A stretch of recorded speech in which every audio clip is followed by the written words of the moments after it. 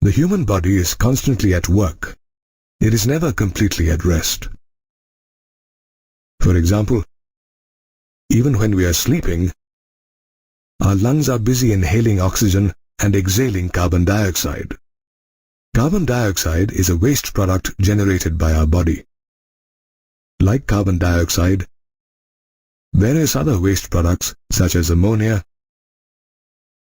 urea, uric acid, water, and excess ions like phosphate, sulfate, sodium, potassium, and chloride are produced in our body as a result of different metabolic activities like ingestion, digestion, and respiration.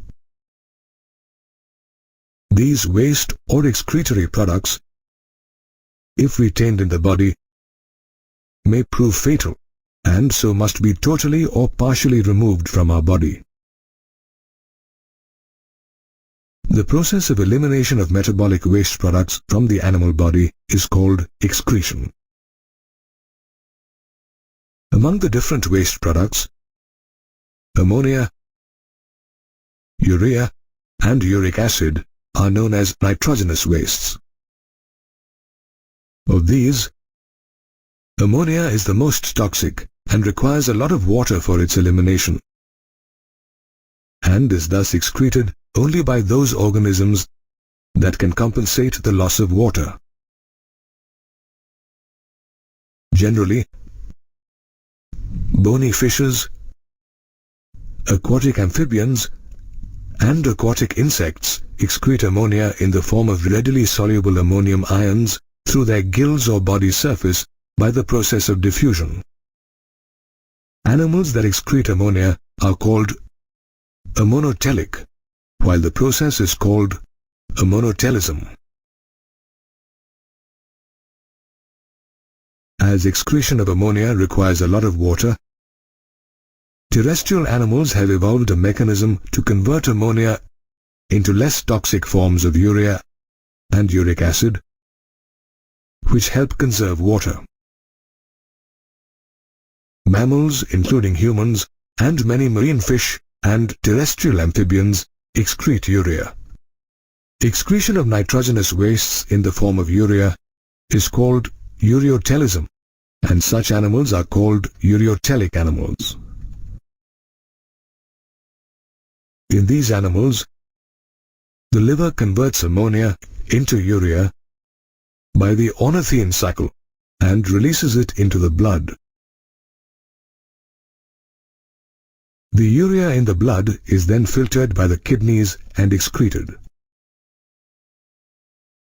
However, in some animals, a small amount of urea is retained in the matrix of the kidney to maintain the required osmolarity. The least toxic form of nitrogenous waste is uric acid. Though excretion of uric acid involves a lot of energy, it helps conserve water considerably, as it is excreted in the form of pellets or paste involving very little water. Some animals excreting uric acid are reptiles, insects, land snails, and birds. Such animals that excrete nitrogenous waste in the form of uric acid are called uricotelic animals, and the process is called ureotelism. Did you know that in mammals, uric acid is formed by the degradation of nucleic acids and is excreted as a part of urine? As animals excrete nitrogenous wastes in different forms, the structure of their excretory system also varies. The study of phylogeny of the excretory system reveals that primitive animals such as invertebrates possessed simple organs like protonephridia or flame cells, which in the course of time evolved into complex organs such as the kidneys in vertebrates. Flame cells or protonephridia are the excretory structures in animals like platyhelminthes, rotifers, cephalochordates, and certain annelids. Apart from performing the function of excretion, these cells help in osmoregulation or the regulation of the fluid volume and ionic balance in the body. Another excretory structure is the nephridia found in many annelids like the earthworm. Nephridia are tubular structures that help remove nitrogenous waste and maintain the fluid and ionic balance. Malpighian tubules are excretory structures found in arthropodans such as insects and arachnids. These tubules, along with removing nitrogenous wastes, perform the function of osmoregulation. The antennal gland or green gland is the excretory structure in crustaceans such as the crab and crayfish. This gland performs the function of excretion and osmoregulation. The kidneys perform the main function of excretion in highly evolved mammals such as man. Along with the kidneys, the skin, liver and lungs also help in the removal of certain wastes from our body. Our skin has sebaceous glands that secrete sebum, through which substances like hydrocarbons, sterols and waxes are excreted. This secretion, however, provides a protective oily covering for the body. Like the sebaceous glands, the sweat glands on our skin also help in the removal of excretory wastes. These glands produce sweat, a watery fluid containing sodium chloride and small amounts of substances such as urea and lactic acid. Moreover, sweat also helps to cool the body's surface. Another organ that plays an important role in excretion is the liver, the largest gland in our body. It breaks down drugs and reduces their toxicity by drug metabolism. It also detoxifies ammonia and converts it into urea, which is eliminated by the kidneys. Moreover, it degrades hemoglobin, hormones, drugs and vitamins and adds it to bile as bile pigments bilirubin and biliverdin, which are then excreted through the feces. The lungs are also excretory organs that help in the removal of large amounts of carbon dioxide, a byproduct of cellular respiration, from our body. In addition, the lungs also help in the removal of water. Besides the kidneys, the skin, liver and lungs, saliva too helps in the removal of small amounts of nitrogenous wastes from our body. Therefore, excretion is an important process which is vital for all living organisms. The excretory organelles may differ from animal to animal and have evolved from simple to complex structures based on the needs of the organism. The excretory system is a biological system that helps in the removal of metabolic waste products from an organism. Much of the excretion in man is executed by the urinary system, which constitutes a pair of kidneys, a pair of ureters, a urinary bladder, and the urethra. Of these, the kidneys play a very vital role. They filter blood by removing nitrogenous wastes, regulate blood pressure, and assist in the production of red blood cells. The kidneys are compact, bean-shaped organs on either side of the spinal cord in the lower back. More precisely, they are situated between the last thoracic and third lumbar vertebrae in close proximity to the dorsal inner wall of the abdominal cavity. The 11th and 12th ribs partially protect the upper part of the kidneys. The right kidney, which is near the liver, is slightly lower than the left one, which is adjacent to the spleen. The kidneys are reddish-brown in color. In an adult, each kidney measures about 10 to 12 centimeters in length, 5 to 7 centimeters in breadth, and 2 to 3 centimeters in thickness.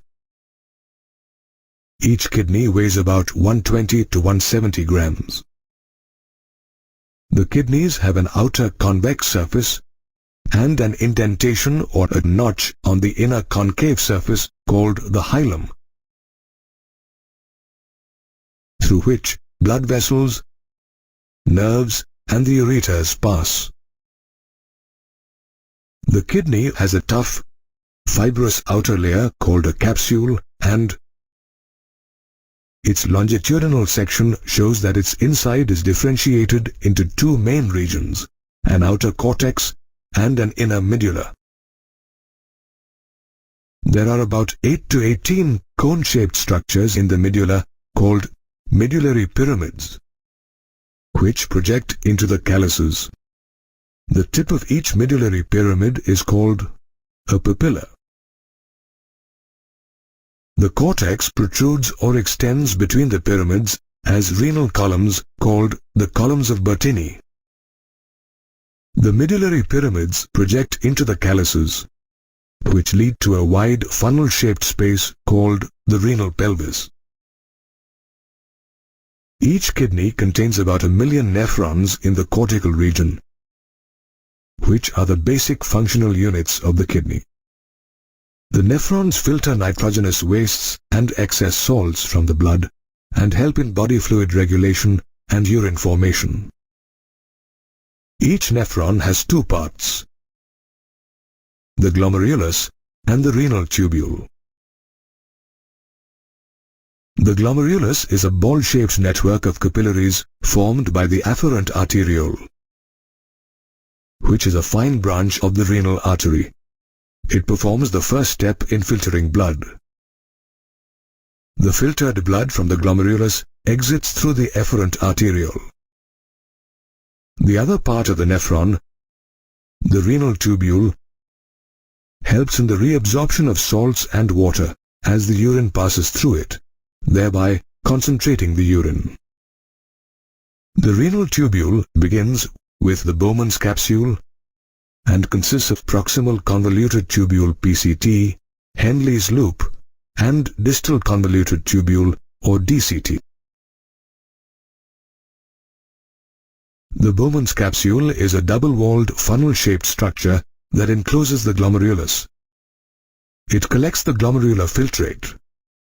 The Bowman's capsule, together with the glomerulus, is called the Malpighian body or renal corpuscle.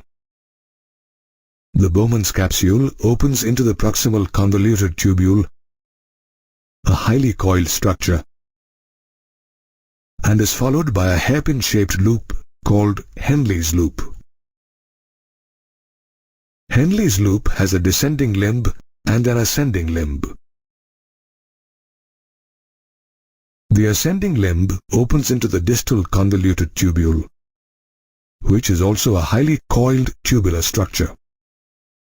The distal convoluted tubules of several nephrons open into a collecting duct. Several collecting ducts converge and pass through the medulla into the renal pelvis, which leads to the ureter. The collecting ducts, along with Henle's loop, lie in the medulla, while the Malpighian body, proximal convoluted tubule, and distal convoluted tubule of a nephron lie in the cortex of the kidney. The nephrons in the kidney are also distinguished as cortical nephrons and juxtamedullary nephrons based on the length of Henle's loop. Cortical nephrons constitute the majority of nephrons and have a very short Henle's loop that just about extends into the medulla, while the juxtamedullary nephrons have a very long Henle's loop that runs deep into the medulla. Each nephron also has a fine network of capillaries called peritubular capillaries, which is formed from the efferent arteriole leaving the glomerulus. A minute vessel from this network of capillaries forms a U-shaped structure called the vasa recta, which lies parallel to the loop of Henle. They are greatly reduced or absent in cortical nephrons. The capillaries of many such efferent arterioles unite to form the renal vein, which joins the inferior vena cava. Let's now study the other parts of the urinary system. The kidney opens into the ureters through the renal pelvis. Each ureter is about 25 centimeters long and carries urine from the pelvis of the kidneys to the urinary bladder. The urinary bladder is a hollow, muscular and elastic organ that temporarily stores urine till it is released from the body. Urine leaves the urinary bladder via the urethra, a tube through which urine is discharged. The urethra is enveloped by the urethral sphincter, which controls the flow of urine from the bladder to the outside. Hence, the urethra, along with the urinary bladder, ureters and kidneys, constitute the human excretory system. The kidney is the major excretory organ in humans, and one of its primary functions is urine formation. Each kidney contains about 1 million nephrons, which are the basic functional units of the kidney, and help in urine formation. Urine formation involves 3 major processes, namely glomerular filtration or ultrafiltration, reabsorption, and secretion. The first step in urine formation is the filtration of blood, which takes place in the glomerulus, and hence the name glomerular filtration. The pressure of blood in the glomerular capillaries forces the blood to pass through 3 layers, namely the endothelium of the blood vessel or the capillary, the basement membrane of the glomerulus, and the epithelium of Bowman's capsule. The epithelial cells in Bowman's capsule, also known as podocytes, are intricately arranged, leaving a few minute openings called slit pores or filtration slits. These slits or membranes help in the filtration of blood, and almost all the constituents of the plasma except the proteins pass into the lumen of Bowman's capsule. A reason why glomerular filtration is known as ultrafiltration. Did you know that, on average, the human kidney filters about 1,100 to 1,200 milliliters of blood per minute, which is about 1/5 of the blood pumped out by each ventricle of the heart in a minute? The amount of filtrate formed in the Bowman's capsule of a nephron due to glomerular filtration in the kidneys every minute is called the glomerular filtration rate or GFR, which in a healthy individual is about 125 milliliters per minute or 180 liters per day. The blood pressure in the capillaries acts as a major force in glomerular filtration.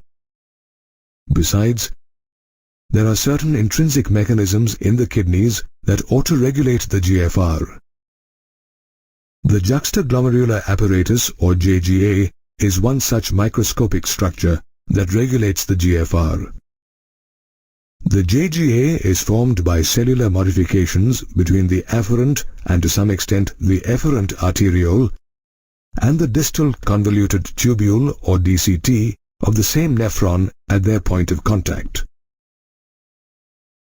The juxtaglomerular cells release renin whenever there is a drop in the GFR, which stimulates glomerular blood flow and normalizes the GFR.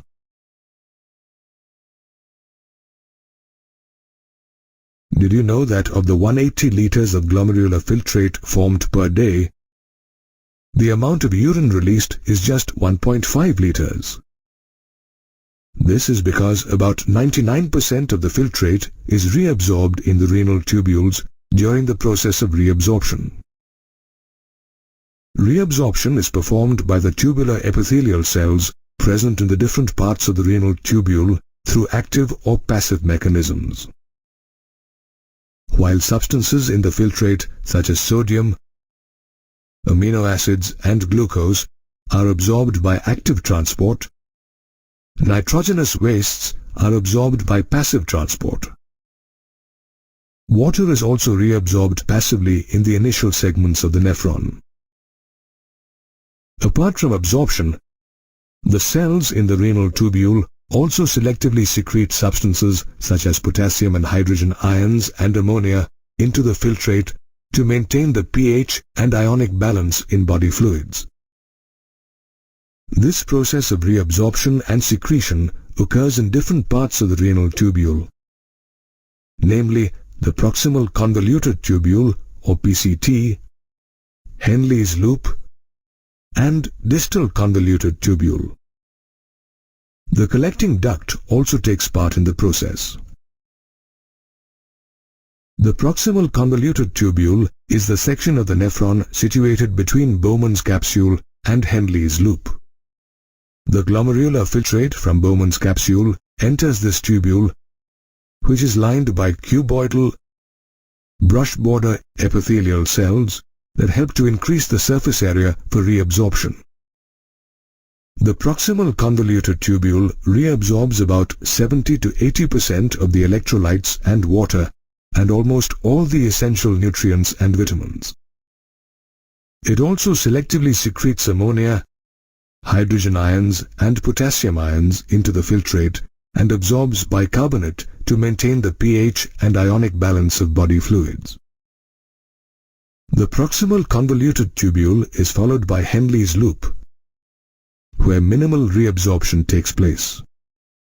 However, the region plays a vital role in maintaining the high osmolarity of medullary interstitial fluid.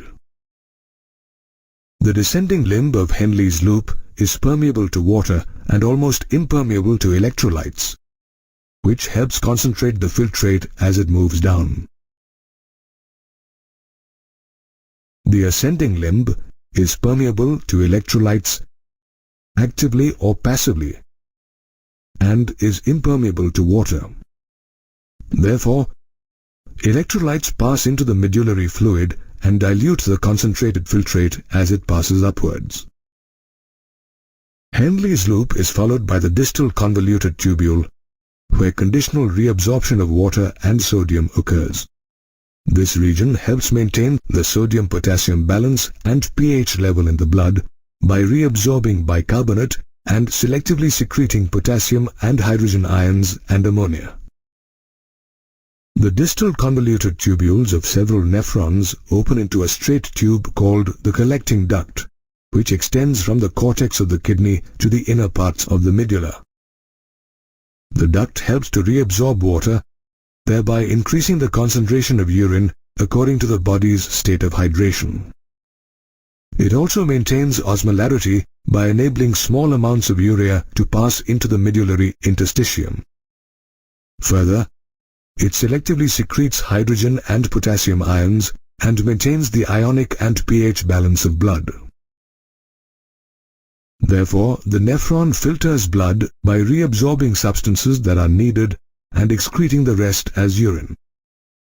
The urine produced by our body is around 4 times more concentrated than the initial filtrate, which reflects the conservation of water in the nephrons. Henle's loop and the vasa recta are the parts of the kidney that help concentrate the urine. A countercurrent is created in both these parts. This is because the direction of the flow of filtrate in the 2 limbs of Henle's loop and the flow of blood in the 2 limbs of the vasa recta are opposite. The countercurrent, along with the proximity of Henle's loop to the vasa recta, maintains an increasing osmolarity in the inner medullary interstitium. The difference in osmolarity between the cortex and the medulla is pronounced, as we can see that the osmolarity in the cortex is 300 milliosmoles per liter, while it is as high as 1200 milliosmoles per liter in the inner medulla. This difference in osmolarity is caused by the difference in the concentration of urea and sodium chloride. The sodium chloride that is transported through the ascending limb of Henle's loop is exchanged with the descending limb of the vasa recta. Then the ascending limb of the vasa recta returns the sodium chloride to the interstitium. In the same way, small amounts of urea entering the thin segment of the ascending limb of Henle's loop are transported back to the interstitium by the collecting tubule. This unique arrangement of the Henle's loop and the vasa recta, together with the countercurrent mechanism, help maintain the concentration gradient in the medulla, which aids the easy passage of water from the collecting duct into the medulla due to osmosis, thus concentrating the urine. Urine thus helps to eliminate the numerous waste compounds generated by our body. Urine formation is vital for human health, and it is difficult to survive without producing and eliminating it.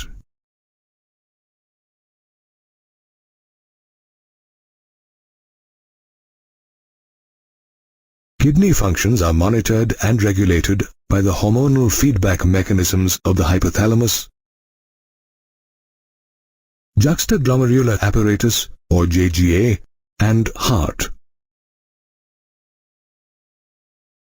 Our body has several osmoreceptors that are activated by changes in the volume of body fluids, volume of blood, and ionic concentration.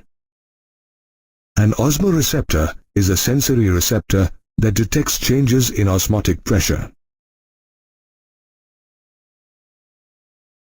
For example, a decrease in the level of body fluids activates the osmoreceptors, which stimulate the hypothalamus, which in turn neurally stimulates the neurohypophysis of the pituitary to release the antidiuretic hormone or ADH or vasopressin.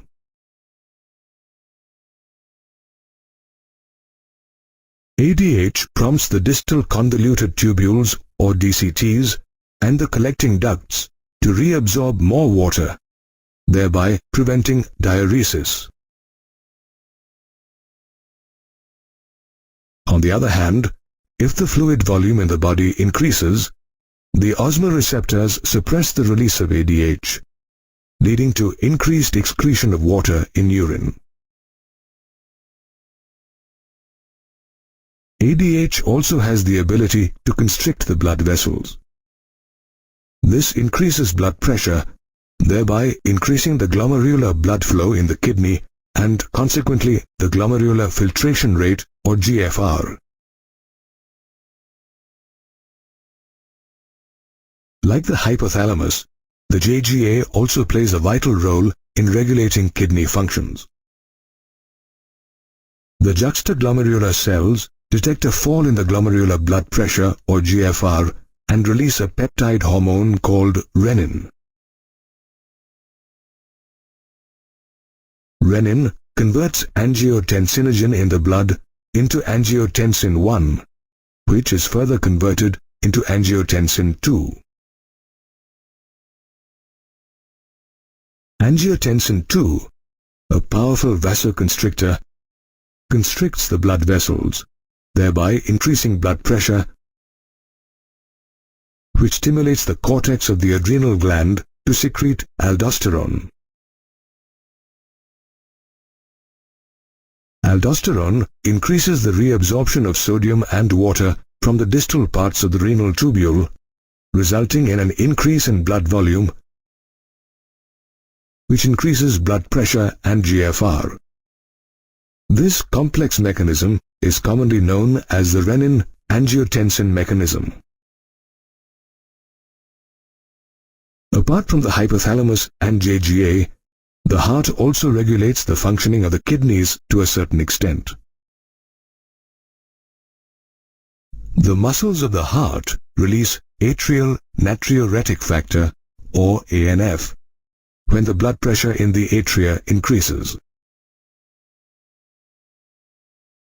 ANF, a peptide hormone, is a vasodilator and also a diuretic that dilates the blood vessels and helps to decrease the blood sodium and water levels. It exhibits an inhibitory effect on the renin-angiotensin mechanism. Hence, hormonal feedback mechanisms efficiently monitor and control the functioning of the kidneys, leading to the formation of urine, which passes into the urinary bladder,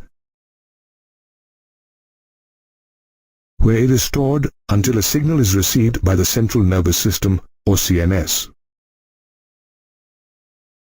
As the urinary bladder gets filled with urine, the bladder is stretched and causes the stretch receptors on its walls to send a signal to the CNS.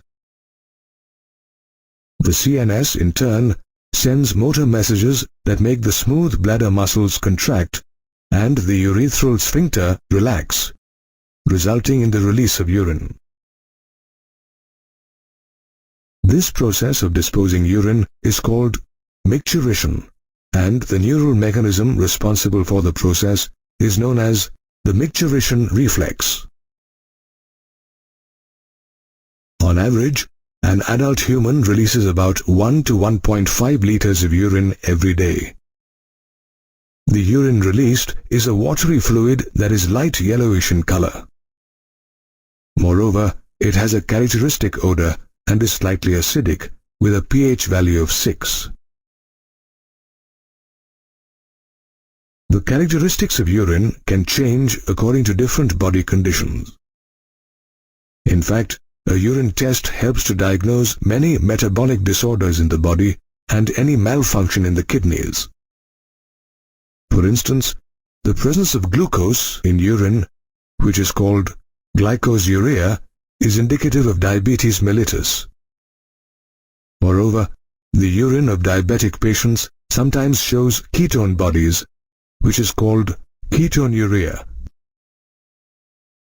The malfunctioning of the kidneys can also cause uremia, a condition where large amounts of urea accumulate in the blood.